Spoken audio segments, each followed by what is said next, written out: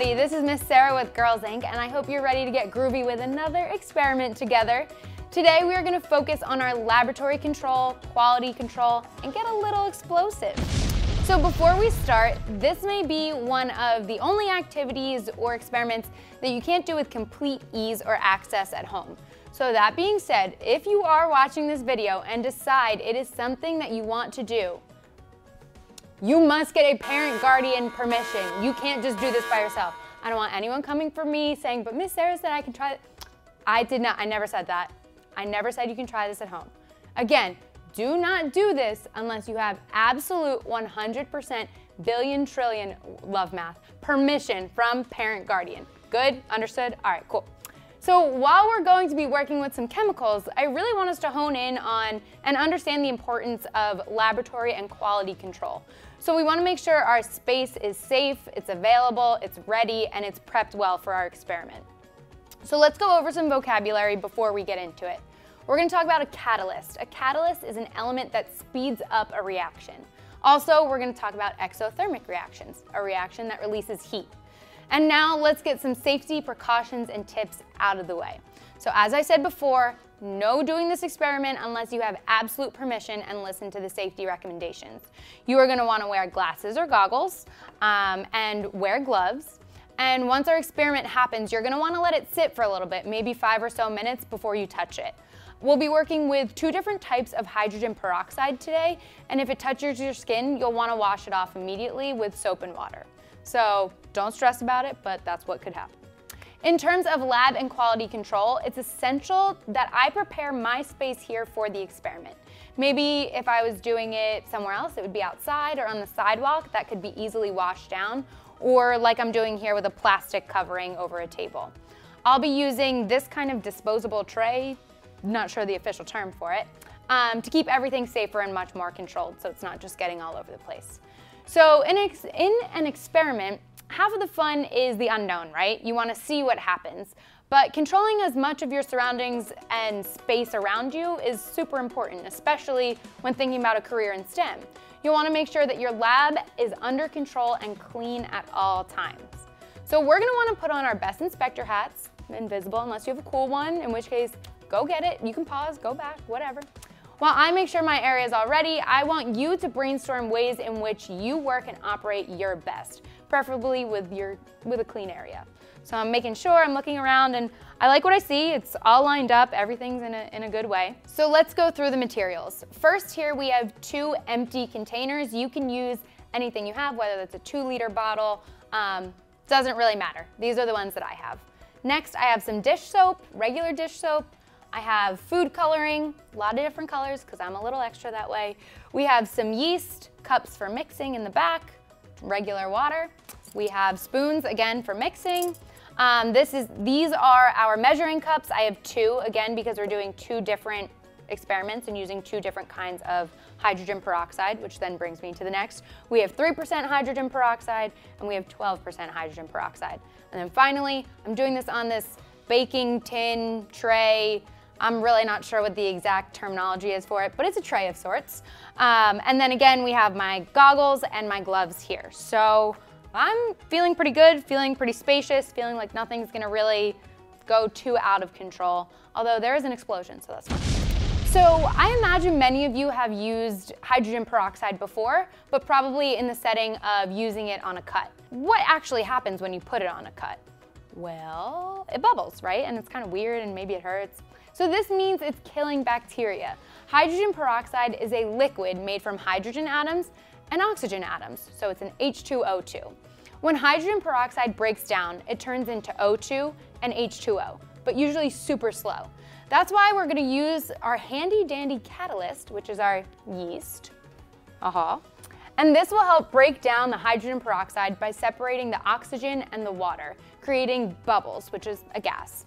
The bubbles are going to want to escape fast, but with a little bit of surface tension that we create with soap, the bubbles will get trapped and create lots of foam, hence our elephant toothpaste looking reaction. So elephants don't really use this to clean their teeth. Actually, I shouldn't speak for the elephants. I don't know. I don't think they shouldn't. That's my recommendation.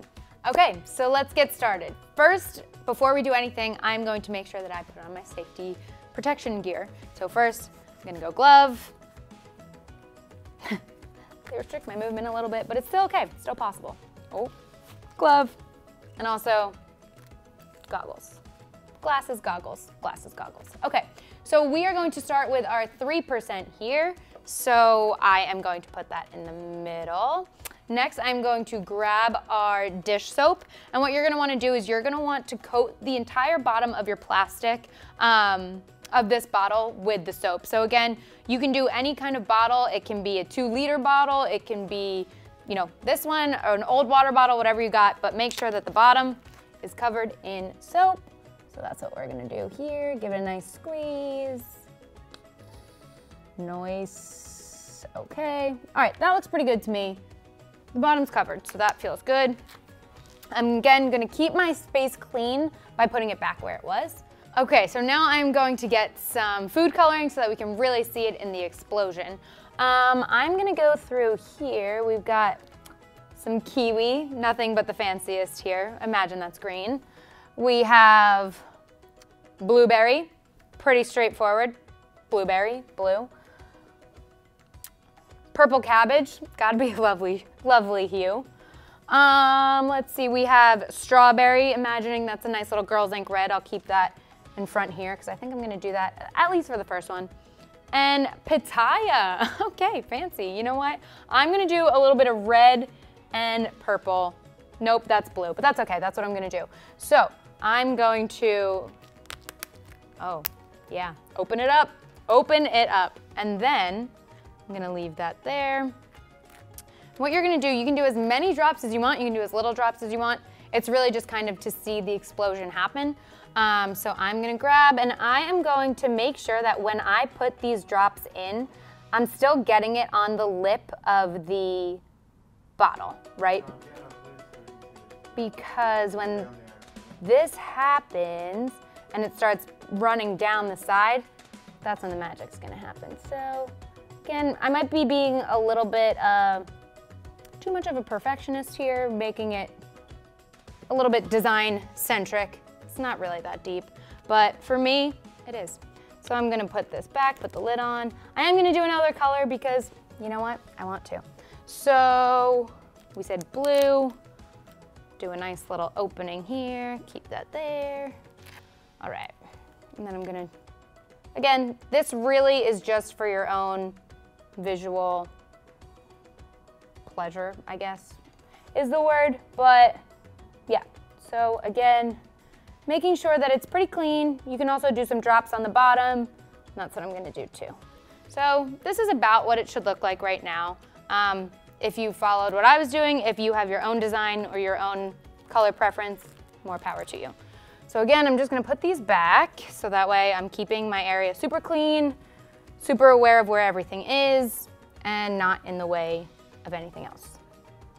Oops, okay, like I said, super clean. So next, what we need to do is get our yeast, which is our catalyst. So I am going to get another cup here, and we are going to activate it, right? So that's one of the most important parts of this experiment is activating our yeast. So you are going to take one, I would call it a heaping spoonful of yeast, and you are going to put it in this cup, in an extra cup here. And again, you can put this back, that's fine. Next, you're gonna wanna take, if you have a tablespoon or a measuring spoon, that's great. This will be fine. And then we're gonna take our water, and we are gonna put 3 tablespoons or spoonfuls, again, no stress, and we are going to put it in our yeast and let that activate. So when I was doing a quick little run through of this, Miss Jewel, who's been helping me out, told me that the consistency should be kind of like a milk a little bit. So you wanna activate it. Again, you can stir it, spin it up here. Yeah, so you can see kind of some chunks kind of forming. Again, not the loveliest to look at, but it is what it is. So finally, we have our measuring cup here. And again, yours might look different. Mine's just one that we had here. So you are going to take your 3% hydrogen peroxide. You are going to open it up as one does. And you are going to pour about a half cup into your measuring cup. half cup. Honestly, I wouldn't have guessed this was a half a cup if you asked me, but it is, and science doesn't lie. So before I do that, I'm gonna leave this here, gonna close it back up. Okay, and now I'm going to carefully pour it into our bottle.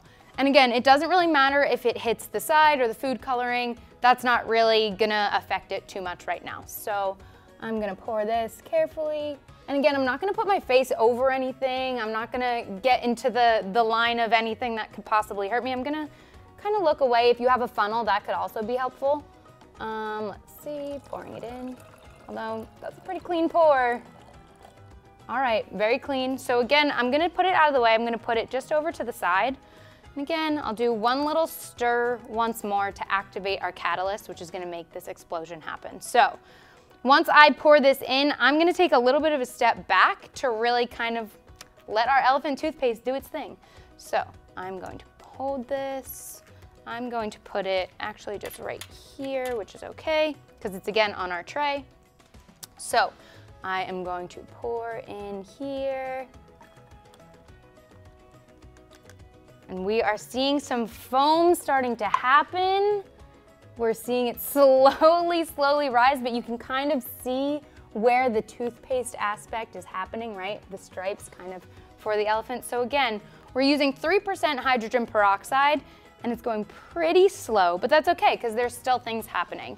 I'm not gonna touch anything while this is going on because as we can see, the reaction's still happening, right? So this wasn't how it was before we put the yeast in. So here we go, let's see. Maybe it's gonna get really high, maybe it's not. But if we're looking at what's happening here, that's absolutely not what was in it before, right? Just dish soap, hydrogen peroxide, and a little bit of yeast. So we see it, man, it's getting a little purple. Another science lesson for another day. But it's exploding. Although not gigantic and in my face, that's probably better because I don't want that to happen. But this is really something this is an exothermic reaction that we are watching right here before our own eyes. So I'm gonna let this kind of cool off for a little bit, let it continue before we get into our next session of the 12%. And I'm not gonna move this yet until it kind of has its own time to really do its own thing. So letting it go, letting it be, and I'm gonna clean up my area that I've already used for now, get that out of the way. So while this is still happening, I'm gonna put some things off to the side because again, we don't wanna throw it away just yet. We definitely want to let all of our materials kind of relax, cool off, and do that. Actually, next time I'm definitely going to put more food coloring in it because it's a little underwhelming. I thought it was going to be all over the place, but that's okay. That's okay. All right, so again, I'm cleaning out my area. I'm putting it over to the side so that way it doesn't intermix with the next experiment that we have. And again, if we're watching this now, were you surprised by what happened? Did you think it would be a bigger reaction? Or maybe you can start thinking about why it wasn't a huge explosion and it was kind of slow moving. So while this is still happening, again, just kind of making sure that all my stuff is good. This looks like it's coming to a relative stop. So I am gonna push it to the side, and it is, again, still an active experiment, so definitely don't wanna throw it away yet. If you're doing this outside, you could probably run some water over it and it would be good to go.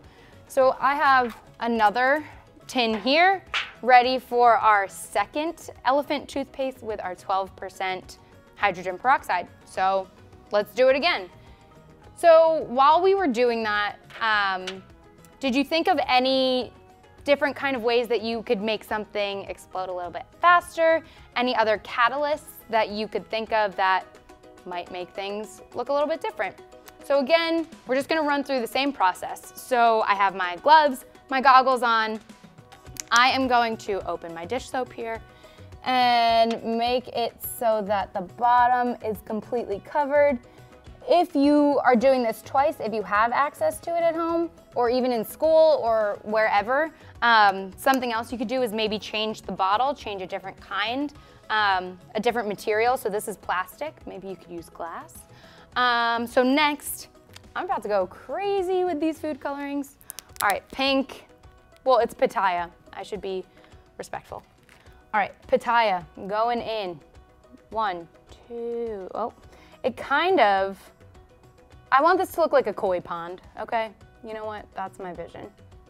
And I'm just really gonna, you know, art, not really for me. I try my best, but I have a vision, but the execution isn't necessarily there. But with you all watching me here, maybe it is. I don't know. Okay, oh, Pitaya, thank you for your service.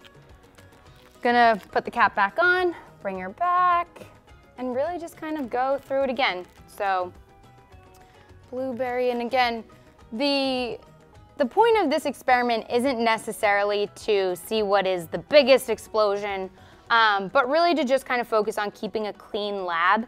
And I tried to do that through a relatively messy experiment. So far so good, in my opinion. I think it looks great. And yeah, I'm just getting, ooh, looks a little dark down there, but honestly, like blueberry jelly, I'm not mad about it, I'm kind of hungry. All right, let's see, the red, yeah, let's do it. Girls Inc, gotta do it. I'm not gonna put green in it because I'm nervous it'll turn like brown. I'll just get a nice purple mix. All right, really doing it now. Really doing it this time. Okay. You're like, Miss Sarah. And I'm like, same. Okay, so now that we are here, we are going to follow the same steps that we did last time again. We have our cup.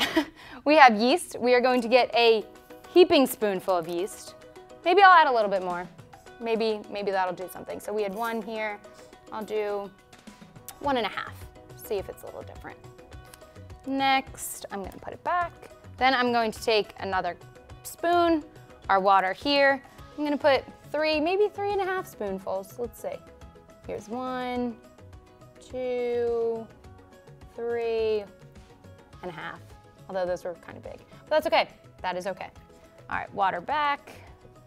Oops, throwing things, but not in a controlled area. All right, again, we wanna get that like weird, I guess this isn't a milky consistency because if my milk looked like this, nope, to the garbage it would go. But you know what, if you like chunky milk, that's okay. Actually, that could probably hurt your stomach. Don't do chunky milk. Okay, one of our final steps now again is to put our measure out our hydrogen peroxide. You're gonna want 1/2 cup. And we are using our second form, which is 12%, so a little bit stronger, just some more chemicals involved. So again, these gloves, they don't really restrict too much movement, but enough to make you really think about what you're doing. So again, I'm not measuring this in front of my face. I'm not doing it right over my eyes. I really wanna make sure that I'm, you know, taking care of my surroundings and myself, most importantly. So I'm gonna cover this back up. And I am going to pour this into our container. Let's see. Okay, talk about a steady hand. What can I say? STEM with Miss Sarah, we're doing it. Okay, so we've done this. Again, do another little activation of our catalyst. I'm gonna hold this out. You know what? I hope something cool happens. And if it doesn't happen as fast as we want, that's okay, you can watch it in 2-speed. Okay, all right. Going in, oh, come on, do it. Okay, we're moving faster for sure. I'm gonna get my hand out of the way. We're moving faster, we got a nice purple color happening. Okay, all right. Oh, check this out. Okay, this is gorgeous, honestly. I'd buy this product. Wow. Okay, this one's nice. It's got a little bit of a different consistency, and it happened a lot faster than our 3%. So again, while this is happening, I'm gonna clear the area, make sure that nothing is getting in the way. But this is really cool. I like this one a lot more. If I had to recommend, although there's no real reason that you would need 12% hydrogen peroxide at home, but if you're at school or maybe a Girls Inc. camp or something like that, you can be like, hey, can we use the 12% hydrogen peroxide? And someone's gonna think like, wow, this girl really knows what she's talking about. So this is pretty cool, and this is still happening. And I hope it doesn't explode over. It might, but that's okay because we still have our plastic covering, so nothing is going to get ruined. So what I'm observing here, I'm not touching it because it is, again, an exothermic reaction, so it is gonna be a little bit warm. That's why I have my gloves here. It doesn't really smell like anything either. Obviously, it looks different than it started.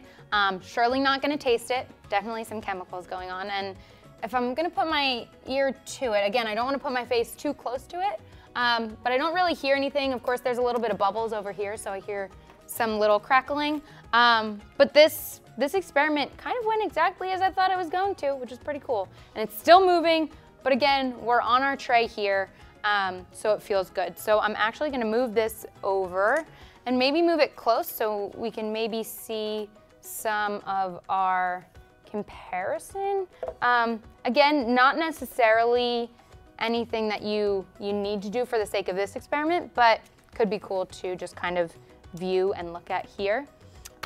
So since this is pretty much done reacting, I am gonna take off my protective gear. I'm gonna take off the gloves and the goggles and just kind of think through our conclusion and wrap it up here. So again, taking this off, but while I throw it away, I would definitely put these back on and make sure that they're not too hot. So with that, taking it off. Okay, so now that we've gone through that a few times, gone through it twice, it's time to bring it all back together again. So what was something that you think really worked in this experiment? For me, I think it was the 12%. I thought it was cooler, but that's my own opinion. I know it's a little difficult to say because you're watching through the screen. So if you were to do this at home or if you're just making plain observations, what would you say? And then finally, how can we relate this back to thinking like an engineer? Well, we had to consider the different ways in which all of our materials would react and work together in this experiment. We definitely wouldn't want to combine any of these chemicals we had to ingest or digest, right? Additionally, in terms of cleanliness and control, we managed to have a great experiment with some explosions and pretty minimal waste, right? There's nothing that I feel too out of control that we have to clean up. So it's important to keep thinking like an engineer, even when it comes to the logistics and cleanliness of an experiment. So I leave you with a few closing thoughts, but mainly just want you to reflect on what are some of your key takeaways and change some things up that if you were to do this activity and lead this activity in a group, to your family, to your friends, what would you do? What would you do differently? What would you do the same? I'm not sure that I would change anything, to be honest. This one's really cool. I really like the way this looks. So as I've said in other videos, one of my favorite things to do is laugh, especially at myself. So if you had a chuckle or a laugh, or even just like a little at me in this video, thanks so much, I appreciate it. I hope elephants don't use this toothpaste, but if they did, I would recommend this one, pretty color, it's all good. So thank you so much. This is Miss Sarah from Girls Inc. saying stay strong, smart, and bold.